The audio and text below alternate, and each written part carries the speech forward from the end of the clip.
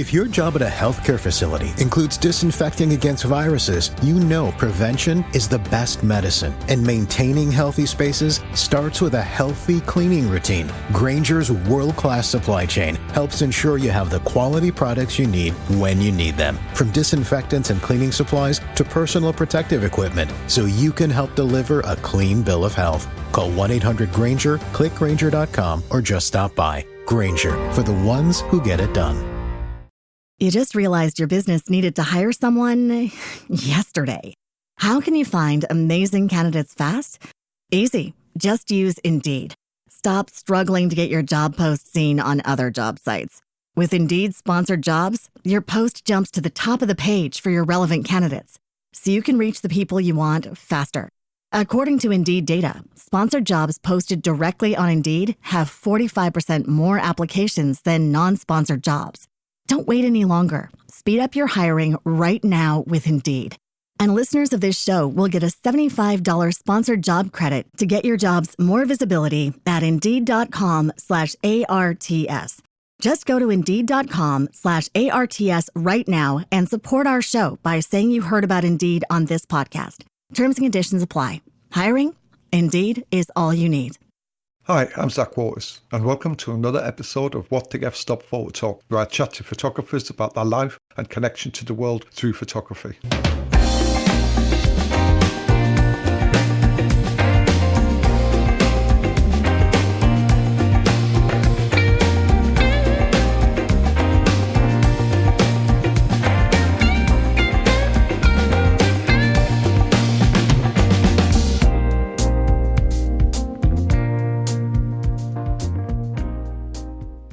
Today's guest is photographer Mark Cohen, who is recognised for his unconventional and experimental approach to image making. His work spans portraiture, fashion and documentary photography, often pushing the boundaries of traditional composition, especially with his street photography. Born in Wilkes-Barre, Pennsylvania in 1943, Cohen's photographic journey has been deeply rooted in his hometown and the surrounding areas. To support himself financially, Cohen operated a commercial photography studio in his hometown of Wilkes-Barre for over 35 years, focusing on wedding photography and portraits. Cohen's style is renowned for his surreal close-up street photography, where he often crops and faces or fragments bodies like he is searching for a deeper meaning and understanding from the seemingly ordinariness of people and places he comes across on the streets. His work embodies a rare immediacy, almost intrusive, yet deeply evocative and engaging with his subjects. In 2005, he published Grim Street with Powerhouse in New York, which solidified his reputation as a master of surreal, close-up, flash-driven street photography. The book brought wider recognition to his raw, fragmented, and often unsettling depictions of everyday life in Wilkes-Barre, Pennsylvania. True Color, published in 2007, again by Powerhouse in New York, is also a significant photo book in Mark Cohen's career because it marks his transition from black and white to colour photography while maintaining his signature close-up, flash-heavy style. The images in True Color were mostly taken in the 1970s, but they remained largely unpublished until this book. This gives insight into a previously hidden aspect of Cohen's work and his early engagement with colour film. His other books include 5 Minutes in Mexico, Photographs 1989, Dark Knees, published in 2013, which was a comprehensive look at his black and white work from 1969 to 2012. Frame, a retrospective released in 2015. This retrospective includes over 250 images, many previously unpublished, spanning Cohen's extensive career on various locations around the world. Mexico, published in 2016. This book presents Cohen's photographic exploration of Mexico, capturing the essence of its street and people. Cotton, published in 2021. This photo book delves into the cultural and social aspects of the American South, featuring images that reflect the region's complexities. Groundworks, published in 2024. This recent work showcases Cohen's continual exploration of urban landscapes. I was delighted that you took the time to have a chat. We talked about that engagement he has on the streets, which is sometimes criticised by people I've seen on social media, which I think is a little bit unfair because you need to know a little bit more about his approach. But we discussed it and talked about how he interacts with people on the street. You're invading somebody's personal space. Yes. And it can create all kinds of problems. But sometimes I'm walking on the street and people are on the street and I see a guy and I'll have like a special ring on his hand, let's say. As an example, I'm not thinking of a specific picture. And I'll say, I'm trying to get a picture of that ring. You know what I mean? And then I'll just put the camera very close to the ring and take a picture. And if it's a flash picture, it really disturbs the scene, because I like to take pictures of a lot of flash pictures made in the twilight. So there's this ambient light in the background and the flash picture in the foreground. So and then I want to back away from, or if there's a kid in the picture, like I take a picture of a kid's face and then I back away from it, So my interactions with the people, extremely short. We also talked about his time teaching at university. I would make up these abstract assignments for them sometimes. As we'll go out and make pictures of something that's white or something. That was one. And they would come back with all these different pictures. And a lot of these are like math majors, or they're nursing majors, or they're history majors, But one of the things that was so effective in talk is like to have these critiques where some student could come and put 10 of his pictures up on tack them up on a board, and the class is like 10 or 12 people. I guess the teaching skill was to run a conversation about the actual pictures that we're making, on the shortcomings or the positive things about. As I mentioned earlier on in the intro, Mark was a wedding and portrait photographer for over 30 years in Wilkes-Barre in Pennsylvania. What I was intrigued with was, did his unconventional street style seep into his wedding photography? Oh, there was. Yeah. I did a wedding once where people were so annoyed that they sent the pictures to the museum in New York because they knew I had some connection to that museum. Yeah. And they wrote a nasty letter about it. Really? What? Tell us about that. And we also discussed his use of verticals in his Mexico book, published in 2016, because I wasn't used to seeing him shooting so many verticals. Was there a conscious effort with the verticals in the Mexico stuff? Yeah, sure, it was conscious. I mean, I would see things that I want. I have a picture of a kid walking down a street, and my wife is driving the car, and I'm sitting on the passenger side with the window open, and this kid's walking, and the street's very narrow. And I turn the camera vertical, and it's like, I know this kid's going to come down. And he looked right at the lens, and I take the picture, and he's sort of scowling, I wanted to get the whole kid, and I got it. Yeah. Which page, but I'm not sure. Anyway, the day came, and I asked him what he was up to. I'm editing a book of color photographs. I have a possible publication coming out of all unpublished color photographs, because my color work sort of emerged in about 1980 or 1985. I was making black and white pictures for maybe 20 years, and then I started to experiment a little bit with color film. Yeah. That happened because they started to make negative color films that were ASA 400, which is the same as Triac. So I could go out and take color pictures without bothering with an exposure meter or anything like that. Yeah. I was using the same medium, actually, except that I'd had these color negatives. Yeah. And I never printed many of them. It was very expensive to make color prints, and I was making 16 by 20 prints. Yeah. I wanted to continue along that line, not to change anything, just to keep the medium going, because I had been very successful with Grimm Street. I mean, it became a book that I think a lot of people know about now. Yeah. And I had the dummy for that book done 20 years before I had it printed, before I could get that printed. So now I'm making a book of this publisher wants all unpublished color pictures that I've made. I'm working on that now. And scanning negatives that were never printed. What are you scanning them on? A V600 Epson scanner. I have an Epson 10,000, a big scanner to do 16 by 20 print. Yeah. So I could take the prints right out of the boxes. Yeah. And make scans of these black and white prints.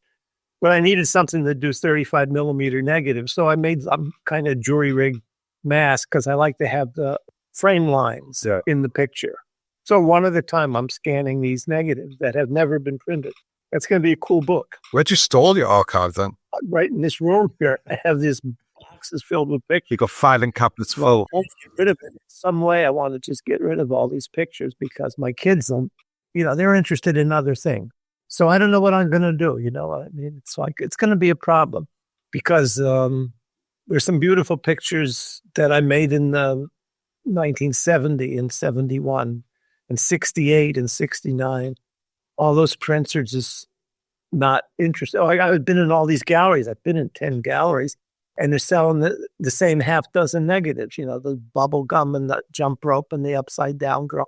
Those things sell, sold like 5 or 6 or 10 or some, or the bubble gum, unless they sold like 20 prints of that. I'm sort of stuck with all this work, but I guess some way I'll get it to a museum or someplace that wants to look. And that's just the prints, the prints, 2% of the negatives. We've got thousands and thousands of negatives, black and white negatives. So now I have these color negatives, and I'm making a book of color pictures that were never even printed. How do you go about the editing process? I do see in your books that you edit by date, don't you? I'm not that careful. I sort of leave a lot of that up to the publisher, and chronological dating seems good both in some kind of psychological way. I mean, this is the series of pictures that I took, and once in a while there's an issue that is it's not exactly able to be understood chronologically, or I don't know what the motive for any of these pictures is. I just like to take pictures, so I go out and I put a roll of film in and I start making these pictures. So when I started making color pictures, I tried in this silly way to not really understand whether I had color film in the camera or black and white film in the camera, because the motive for the picture was much stronger than the colors of the picture, I thought. You see something red, I don't know how to really go into that without actually talking about a specific picture. Yeah. Had a picture like cut into this conversation, it's like a book of art, and it says see picture on page 900 and you're on page 30.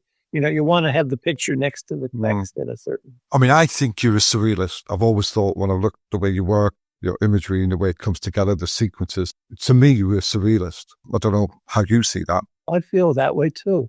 I mean, I'm making an awful lot of pictures without looking through the camera.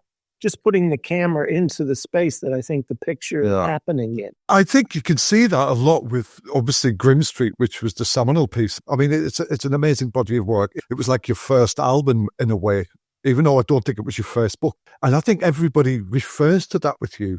But actually, I see a lot more. I see a different you with your work and the way your books have progressed, the way you've changed your style a little bit and kept on incorporating that maybe, say, off-the-hip style as well. But just going back to the colour, when you started playing with colour neg, was it the Kodak Vericolor 400 you were using? Yeah, Vericolor was 400 and then I went up to Fuji 1600. Yeah, that scared me a little bit when I saw that. It's quite grainy, isn't it? How did you deal with that? It's okay. It looks more like a Russian publication, Samizdat, I always thought, like throw one of these books together, without all that super fine printing that they've, the technology, it's like you want to almost print it on newspaper. Yeah. That's how I felt about Grimm Street. But what made me change, one of the things that made me change in the Grimm Street time, which was about 73, 74, 75. You just realized your business needed to hire someone yesterday. How can you find amazing candidates fast? Easy. Just use Indeed. Stop struggling to get your job post seen on other job sites. With Indeed sponsored jobs, your post jumps to the top of the page for your relevant candidates, so you can reach the people you want faster. According to Indeed data, sponsored jobs posted directly on Indeed have 45% more applications than non-sponsored jobs. Don't wait any longer. Speed up your hiring right now with Indeed. And listeners of this show will get a $75 sponsored job credit to get your jobs more visibility at Indeed.com/ARTS. Just go to Indeed.com/ARTS right now and support our show by saying you heard about Indeed on this podcast. Terms and conditions apply. Hiring? Indeed is all you need. You just realized your business needed to hire someone yesterday. How can you find amazing candidates fast? Easy. Just use Indeed. Stop struggling to get your job post seen on other job sites. With Indeed sponsored jobs, your post jumps to the top of the page for your relevant candidates, so you can reach the people you want faster. According to Indeed data, sponsored jobs posted directly on Indeed have 45% more applications than non-sponsored jobs. Don't wait any longer. Speed up your hiring right now with Indeed. And listeners of this show will get a $75 sponsored job credit to get your jobs more visibility at Indeed.com/ARTS. Just go to Indeed.com/ARTS right now and support our show by saying you heard about Indeed on this podcast. Terms and conditions apply. Hiring? Indeed is all you need. At that time, when I started, like in 1968, I was using a 21 millimeter lens because I was very influenced by William Klein and his pictures. They're so fantastic, I think. Yeah. And Robert Fink and Freelander. Not so much Freelander as Tony Ray Jones or Larry Burroughs, David Douglas Duncan's war pictures. You wanted to get into the scene really, but I was never, more than 25 miles from Wilkes-Barre. Yeah. So I was in this set that was, between these two coal towns, Wilkes-Barre and Scranton. And I would walk around and make these pictures, but I was very, very close to things. And after a while, I got into altercations with people, because I was like inches away, what I mean? Which one laid more? Your lens would put me back a little bit. And then after about 5 years of that, I switched to a 50. And once you're using a 50 millimeter lens, it's like almost a telephoto lens. You're really back from the scene and different things start to happen. In your True Color book, is there a mix of the Vericolor and the Fuji in that? No, I don't think so. I started using Fuji after True Color was published. True Color came about very quickly. It was after the Grimm Street book came out. Powerhouse said, well, let's make a True Color book, or a color book. So I made this book, very quickly. I made the prints myself, and they scanned the prints that I made. And I was only learning to make I tried to make a set of 8x10 color prints. Yeah. And they scanned them a little too perfectly. So the next color book will be better. I mean, the colors will be more realistic, let's say. Yeah. It's funny, I chuckled when you said you get into altercations with people. And I've read in the things you've spoken to people about the way you used to, the way you're shooting, getting really up close and then using your flash. And I always wondered if that was part of the course when you were doing that sort of photography. I presume it's happened a lot, but I actually watched you there's a few YouTube videos about, and I was sort of watching, I wasn't watching you taking a picture, I was watching you and the way you interact. There's a sort of barrier there totally. What I noticed is that you eye the shot, you eye the person, you're looking, you get in, you're waiting for your moment. And the second you shoot, you disengage totally. You just walk. There's no sort of going back a little bit and sort of trying to justify it. You're invading somebody's personal space. Yes. And it can create all kinds of problems. But sometimes I'm walking on the street and people are on the street and I see a guy and I'll have like a special ring on his hand, let's say, as an example. I'm not thinking of a specific picture. And I'll say, I'm trying to get a picture of that ring. You know what I mean? And then I'll just put the camera very close to the ring and take a picture. And if it's a flash picture, it really disturbs the scene. Because I like to take pictures of a lot of flash pictures made in the twilight. So there's this ambient light in the background and the flash picture in the foreground. And then I want to back away from, or if there's a kid in the picture, like I take a picture of a kid's face and then I back away from it, So my interactions with the people, extremely short, in times of seconds. I take a flash picture and I move away, and I haven't really even seen the picture. I don't see the picture till I pull the film off the reel in dark. Right. So I can see that it's come out, and then I said, well, that's possible and that's possible. And then I can make a print from a few of those negatives. And the same thing was happening with color later on, because I would walk around town, I made a game out of it. I take the film and I walk into the drugstore and I could have the negatives and the prints done in an hour anywhere in the country here. Every drugstore had a 1 hour machine. And all those machines are gone now, because I'm not really sure what I'm doing. There's phenomenology is real. It's a real thing that happens when you take a picture on a sunny day. It's not the same as when you take a picture when there's lightning in the sky. It's not the same. Yeah. So if something changes, I cannot describe it. Going back to your approach and everything, and I think in today's social media world, I've read the obvious criticisms in the way, the intrusiveness of taking pictures like that, but photography is an intrusive medium. It is, whatever way you look at it, is an intrusive form. I think sometimes people have missed the point with you. Just like when you photograph kids, people now can say, dodgy photographing children. I think your photography has less to do about the subjects. It's more about you. It's more about that abstractness of the way you're seeing the world. It's irrelevant whether it's a sort of woman with her legs in high heels or a kid lying on a towel on the grass or whatever. There's actually less to do with what the subject represents in gender or age or anything. It's more about what abstract qualities they're bringing to the pavement and the sidewalk and in the street. How do you see that? Yeah, I do. I think a lot of the work sometimes is autobiographical in some way. There's some part of my personality, some part of myself that is drawn to express itself in the subjects I pick. Yeah. But I have, like Grimm Street's 100 pictures. Yeah.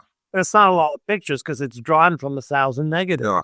I used to put negatives away in a sleeve called NCNP, with no contacts, no prints, because I was running a photography studio at the time I was doing it. I mean, I used up every minute, it seemed. So I tried to make a contact print of every strip that I made a print from. So the contact prints I have are of strips of 6 or 5 where there's a print on most of them.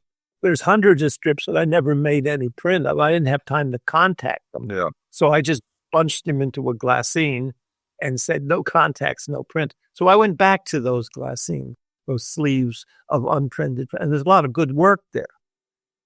But there's only so much that you could emerge with, if unless you have like a couple guys, like in the movie Blow Up, the guy walks in and he throws the film on the desk and he goes to the bar and it's all done. A bunch, make me 11 by 14 of each one of these, so I can see what I've been doing. Well, I couldn't do it. That was like very romantic notion. Yeah. David Hemmings, and I saw that movie. That's a great movie. It's, I saw that movie like in 75-ish, at about that time. Wow.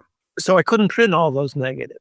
My thing is to get these negatives and prints and cut the whole thing out of this apartment, and have somebody like scan it all or see it all. And then the autobiographical nature of this work will emerge. There's another side of you as well, isn't there? And that's what I want to sort of head towards now. I want you to take me back to where it all started for you as a young man growing up in Pennsylvania. I'd like to find out as well about you as a commercial photographer. You had your own studio, you did weddings and corporate work, I presume? Yes. That's the side I have no idea about. Can we start from the beginning and work into that Mark Cohen wedding photographer? Because I'm intrigued by this. I started off, somebody gave me a camera when I was like 12 or something. I learned how to use the camera, take pictures, develop the film. A cousin gave me this camera and my uncle showed me how to make a test strip in the darkroom. And I was in high school, and the first kind of idea that I got about photography being a real thing in the world, and this is like in 1957 or 58, Eastman Kodak high school photo contest. And I was a winner. I sent the stuff in. And I thought, well, this was pretty real, By the time I could drive a car, I was making portraits of little kids for people near Wilkes-Barre. And I made these 16 by 20 portraits of them. I used a 90 millimeter lens. That way I could do a headshot and make a 16 by 20 quite easily in my darkroom. And that was a big seller, and a couple of 8 by 10s along with it. That's how I started a photo business.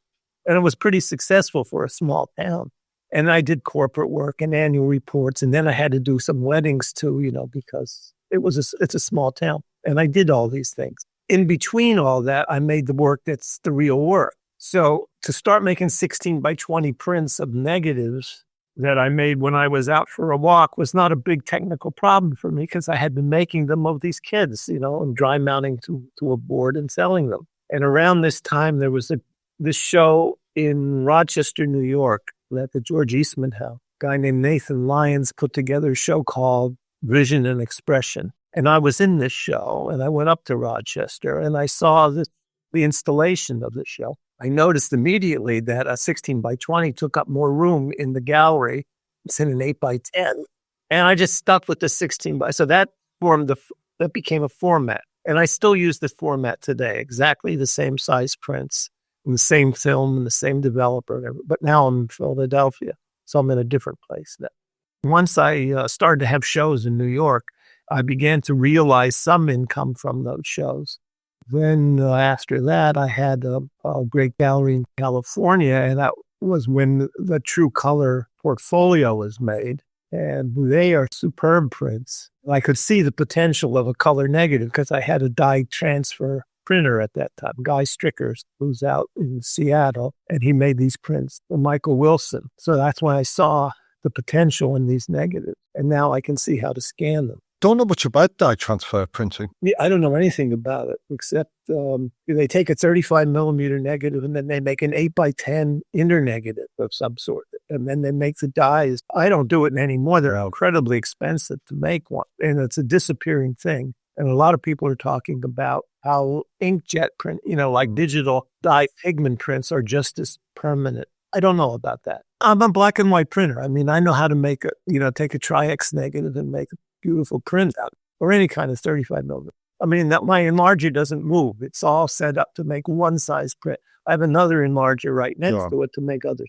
Going back to that camera you were given a Leica 3F. That must have been like gold dust then, was it? No, the first camera I was given was a plastic, camera that used 127 film. You just realized your business needed to hire someone yesterday. How can you find amazing candidates fast? Easy. Just use Indeed. Stop struggling to get your job post seen on other job sites. With Indeed sponsored jobs, your post jumps to the top of the page for your relevant candidates, so you can reach the people you want faster. According to Indeed data, sponsored jobs posted directly on Indeed have 45% more applications than non-sponsored jobs. Don't wait any longer. Speed up your hiring right now with Indeed. And listeners of this show will get a $75 sponsored job credit to get your jobs more visibility at Indeed.com/ARTS.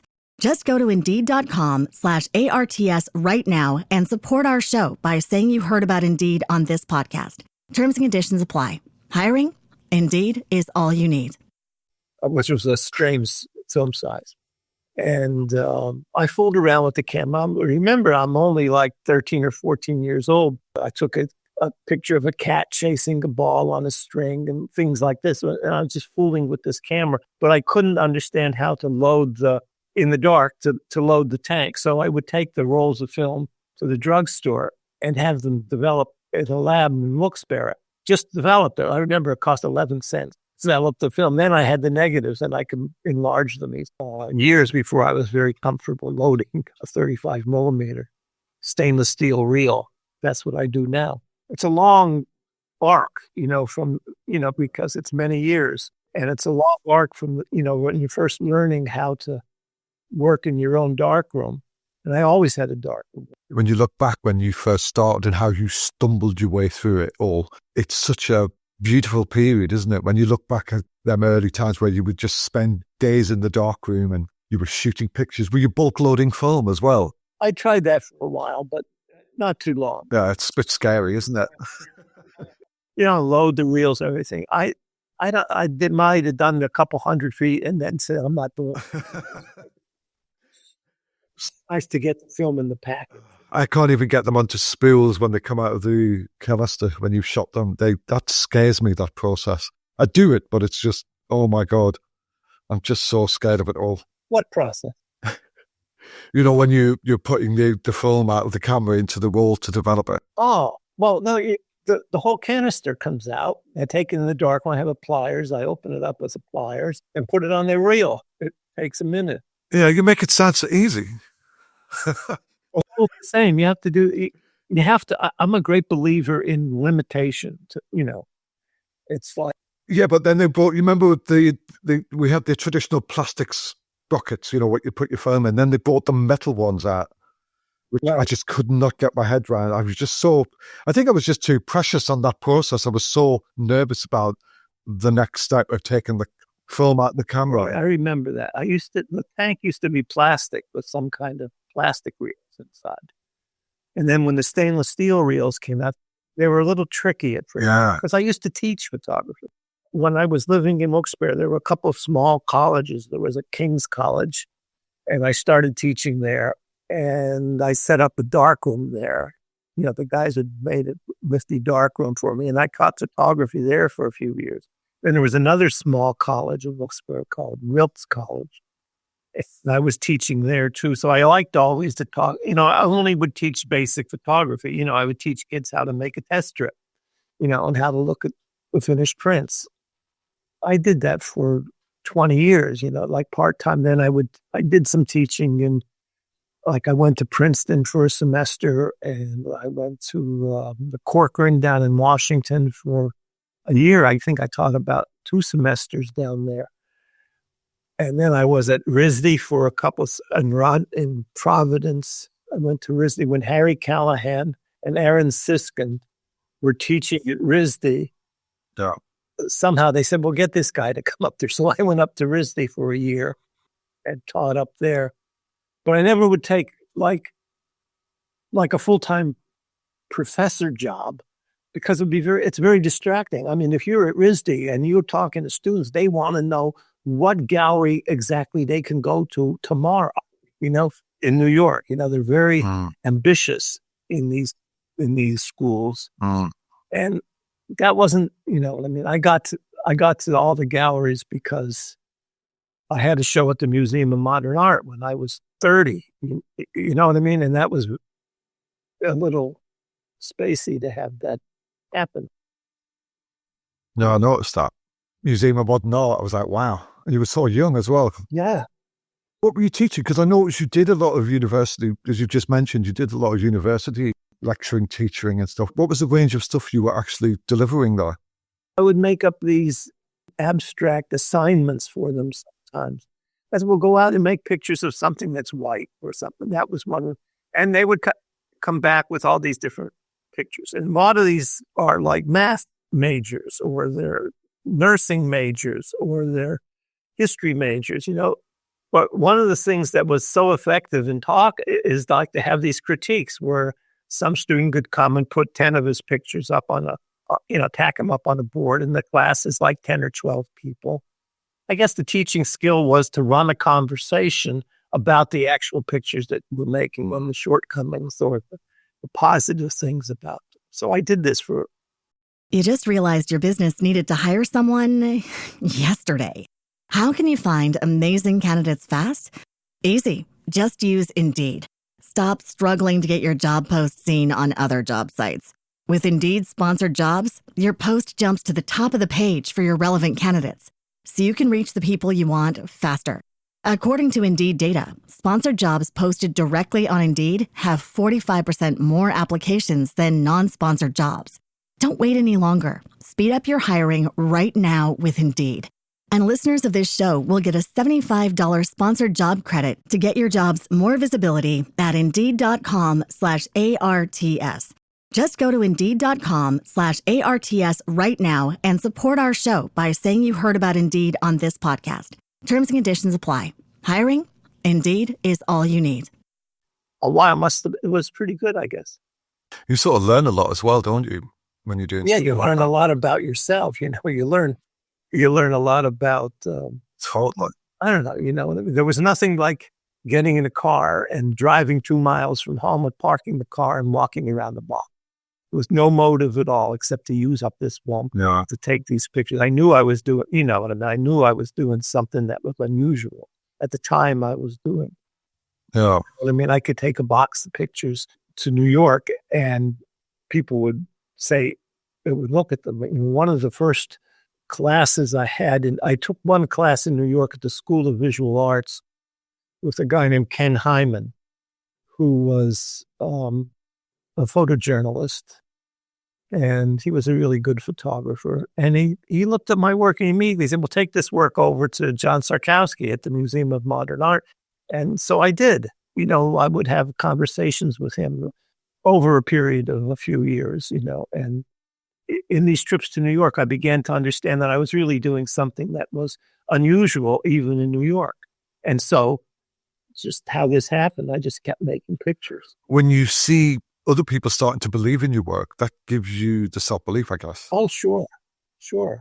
Having somebody in the establishment as well, having that belief gives you a purpose. And I guess it's the same with your students.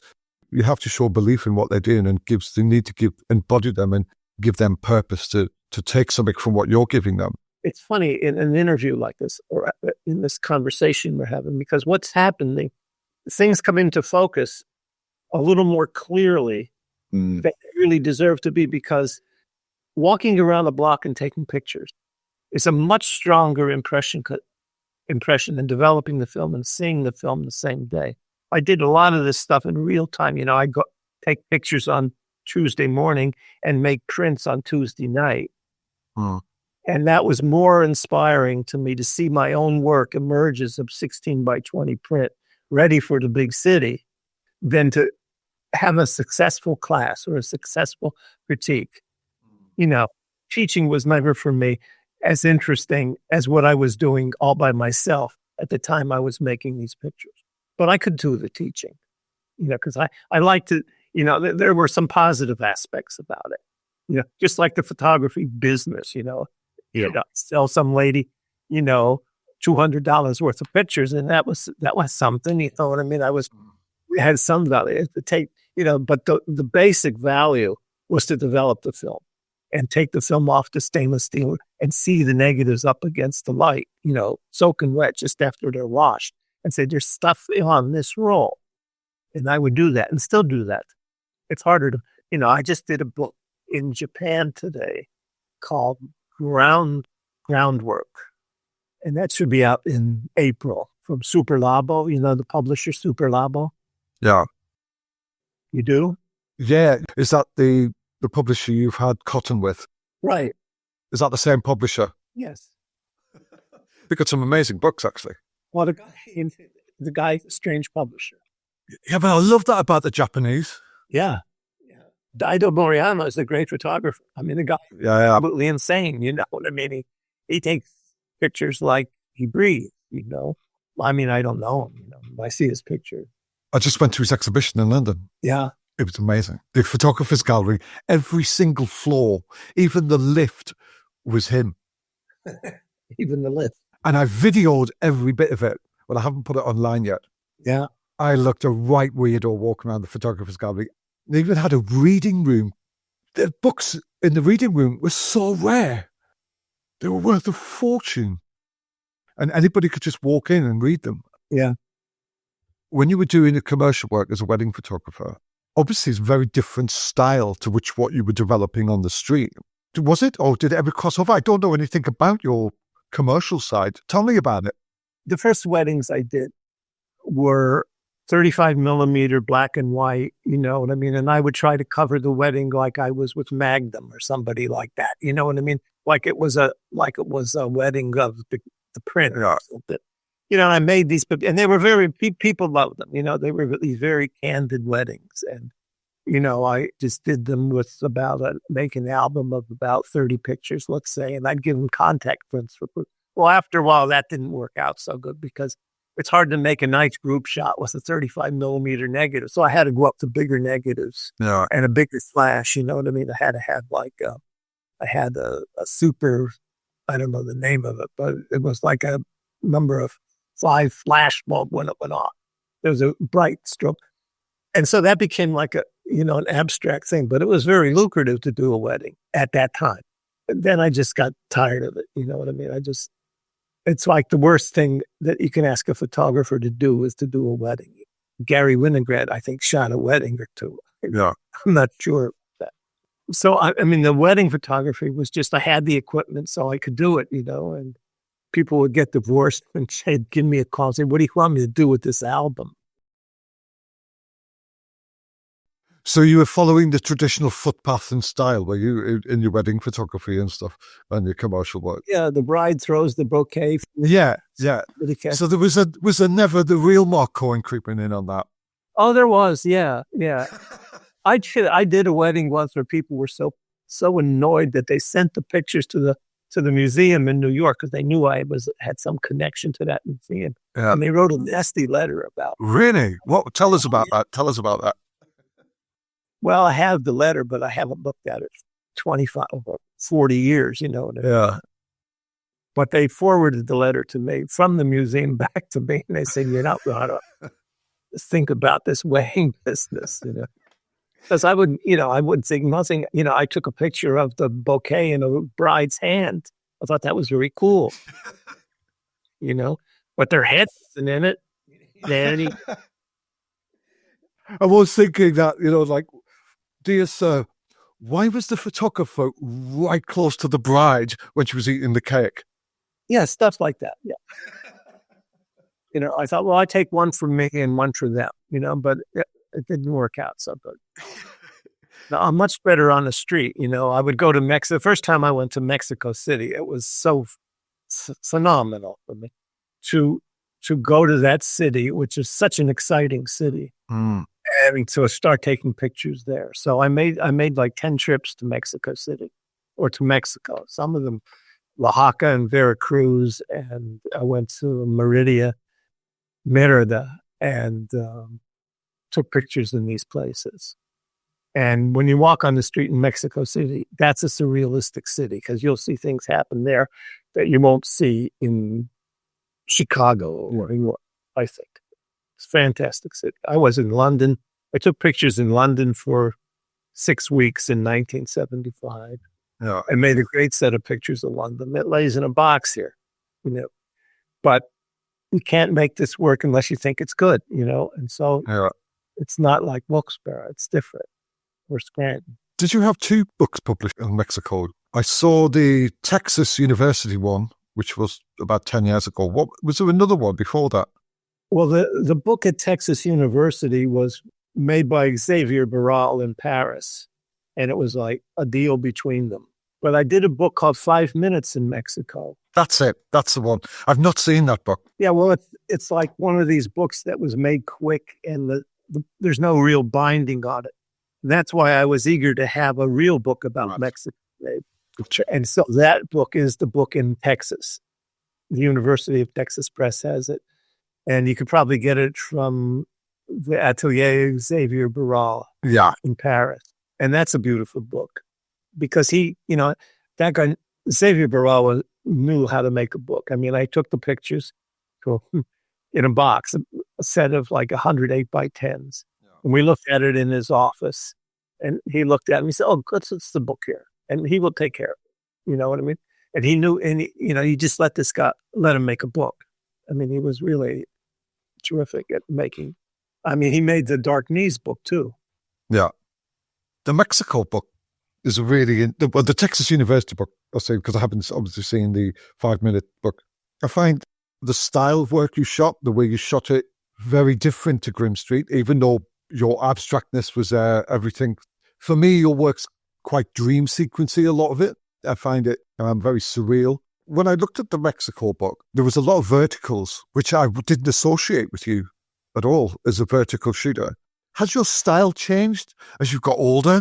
Yeah, I got to the point, like by 1980, I was already, you know, like I had been in these situations where I was working too close. You know, a camera like a Leica or a Nikon, these cameras are made to be held horizontally. To make a vertical picture, it's like you have to stop and take a rest.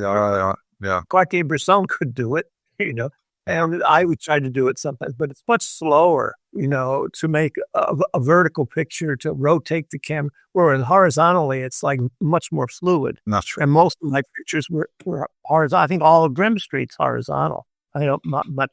Yeah, it must be. You just realized your business needed to hire someone yesterday. How can you find amazing candidates fast? Easy. Just use Indeed. Stop struggling to get your job post seen on other job sites. With Indeed sponsored jobs, your post jumps to the top of the page for your relevant candidates, so you can reach the people you want faster. According to Indeed data, sponsored jobs posted directly on Indeed have 45% more applications than non-sponsored jobs. Don't wait any longer. Speed up your hiring right now with Indeed.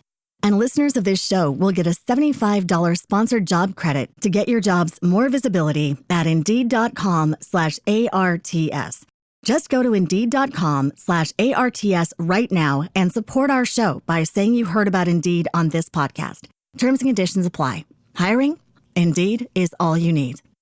Talking about the style in Mexico, as I'm saying, I felt there was a separation, there was a distance between you and the subject more, as going back to the Grimm Street stuff. I felt you were doing that in true colour. And that's what initially, when we first started talking, when I said everybody, when they talk about your work, they always go to Grimm Street. They always go to that in-your-face, off-the-hip sort of work. And I said, I see a different Mark Cohen. I see a Mark Cohen who's changed his style somewhat, but also changed the way and he approaches. And you can start seeing that with your true colour book. Because if you actually look at your true colour book, yes, you've got the abstractness, you've got that close up, you've got the in your face. But actually, you step away a lot in your shots. You move away from, you sort of put some distance there. But the true color book is made at the same time as the Grimm Street book. Yeah. But the Grimm Street book, the dummy for the Grimm Street book, was started at least 10 years before that, or 15 years before. Yeah. I didn't make color pictures till about 1974, like 25. I started using color for negative film. I always shot a roll of Kodachrome and lost all those. When I would go someplace, I would go to Spain, like when I was younger, and I got to shoot a roll of Kodachrome, you know what I mean? And then that's all gone. I understand what you're saying. I started to move back. The altercation instances were increasing. At the time, the whole psychology of intrusion was changing. The whole public consciousness of abused by video cameras and television cameras. Even in 1970, there was a guy coming with the camera. There's an association with there's a sexuality that is catalyzed by seeing a person with a camera in everybody's mind in some way. Yeah. You know what I mean? Yeah, absolutely, I do. Was it because of colour as well that you stepped back a little bit? No. No, okay. No, It's interesting. It was time. Yeah. I mean, the difference between 1970 and 1980 over those 10 years, there's a lot of biographical change in myself. Yeah. And the true colour really shows a different side to you in terms of, for me anyway, your tight compositions moving backwards, the man in the car, the kids looking out the car with the church cross at the right-hand side, the subdued sort of greeny buildings. They give the viewer a little bit more freedom to just breathe a little bit in your shot. And that's what I was getting at in terms of, we always go back to Grimm Street when anybody looks at you and talks about you, but actually look at the rest of his work. He doesn't just do that. He steps away. Your compositions, whether you're still shooting for the hip or not, you've moved backwards a little bit and you've put some space in between the subject. And I started seeing that in true colour. When I looked at the true colour work, I started seeing a different side of you. And I just wondered if that was the colour which was making you do that as well.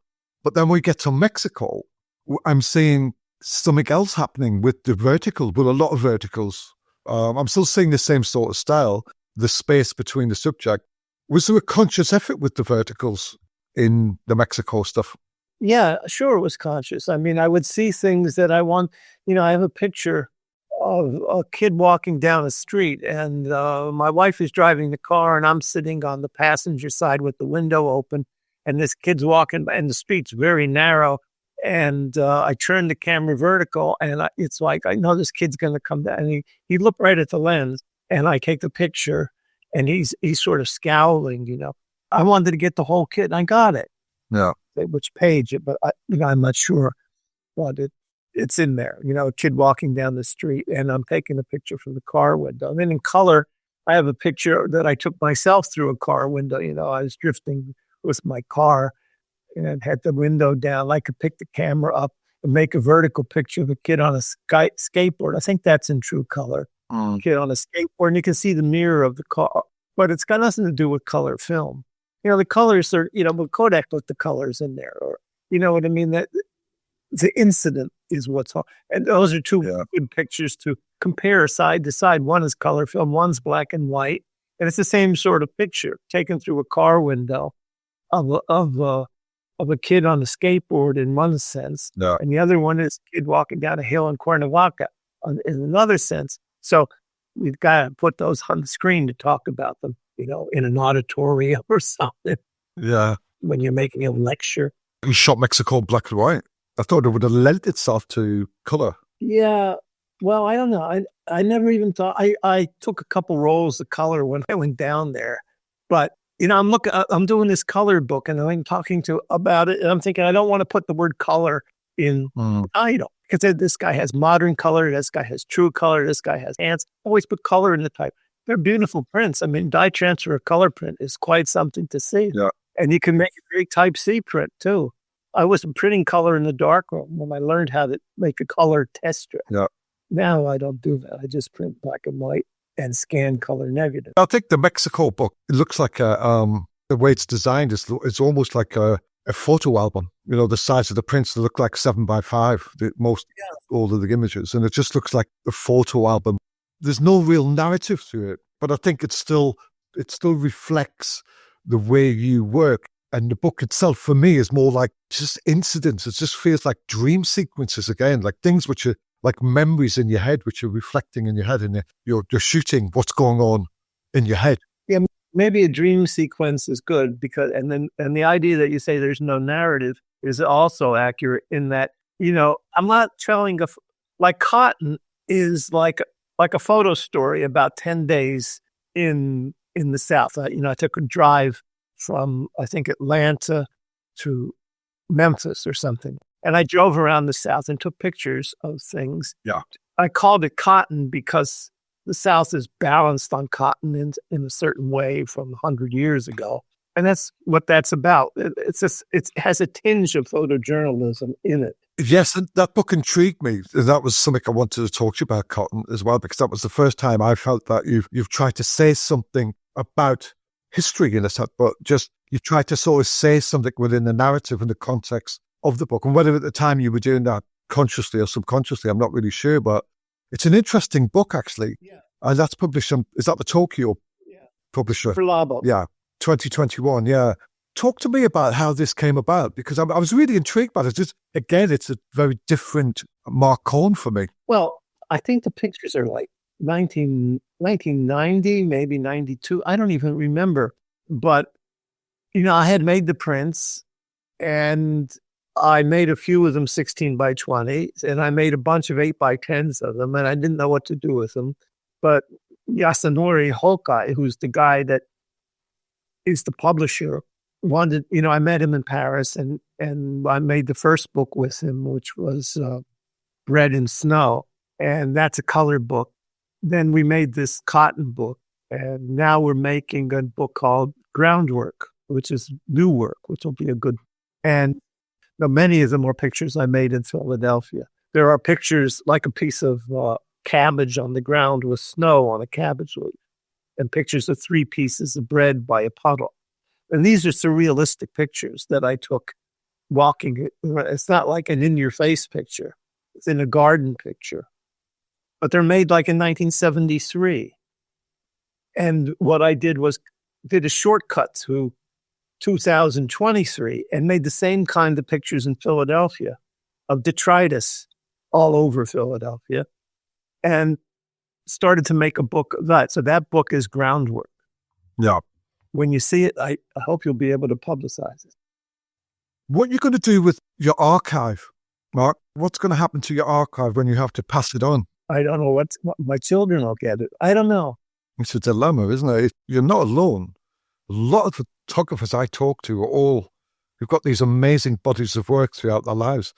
And they're sitting there thinking, what the heck am I going to do with this? I don't know what I'm going to do, And it's like, I'm not like unknown, It's like I can't go to the Met or the Getty and say, well, you can take all this away and I need some money. They said, well, they're interested in a gift, basically, most museums. I noticed in one of your videos, the Ace Hoffman studio behind where you were shooting. Really? Yeah. And that in the time where you come from, they were quite a big studio setup, weren't they, Ace Hoffman? Yes, they were. I never met Ace Hoffman, but he was quite a character up there. Well, I mean, they had this studio in Wilkes-Barre, and I used to buy everything. It was a camera store in the front and a studio in the back.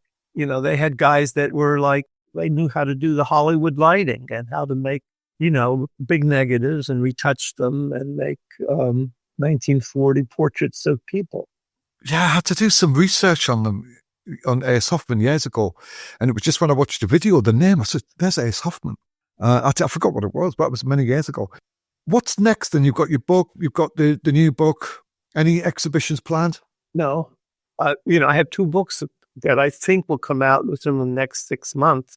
I don't believe them until I see them. Well, Mark, you've had 4 or 5 books out in the last 45 years, so you're doing all right.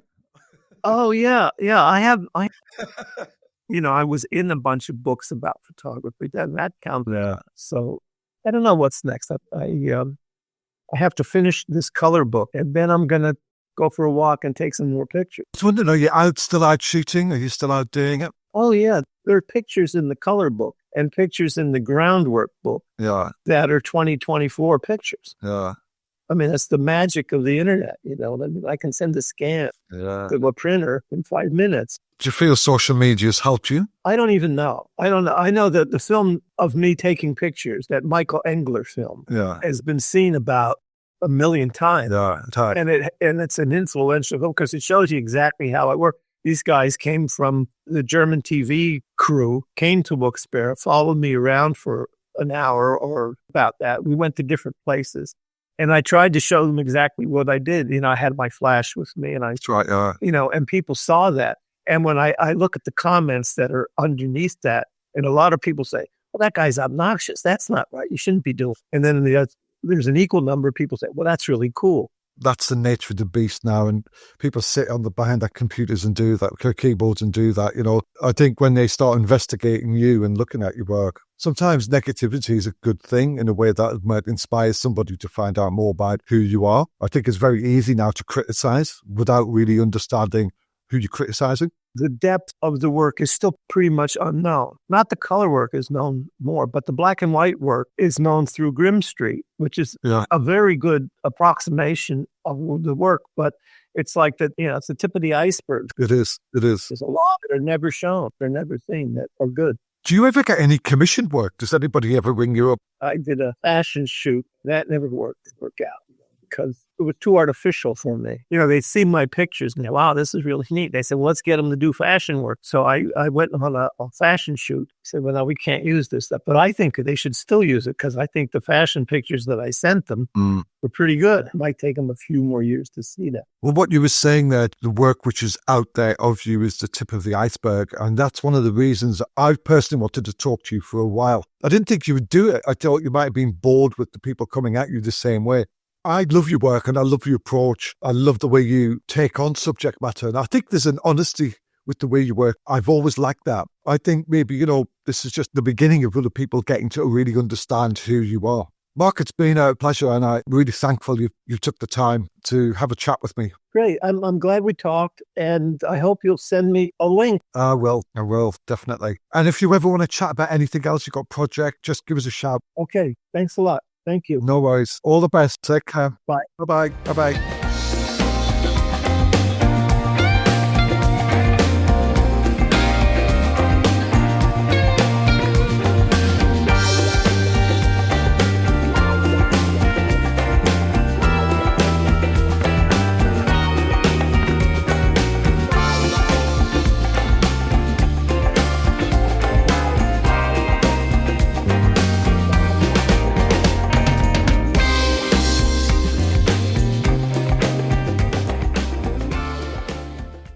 You just realized your business needed to hire someone yesterday. How can you find amazing candidates fast? Easy. Just use Indeed. Stop struggling to get your job post seen on other job sites. With Indeed sponsored jobs, your post jumps to the top of the page for your relevant candidates, so you can reach the people you want faster. According to Indeed data, sponsored jobs posted directly on Indeed have 45% more applications than non-sponsored jobs. Don't wait any longer. Speed up your hiring right now with Indeed. And listeners of this show will get a $75 sponsored job credit to get your jobs more visibility at Indeed.com/ARTS. Just go to Indeed.com/ARTS right now and support our show by saying you heard about Indeed on this podcast. Terms and conditions apply. Hiring? Indeed is all you need.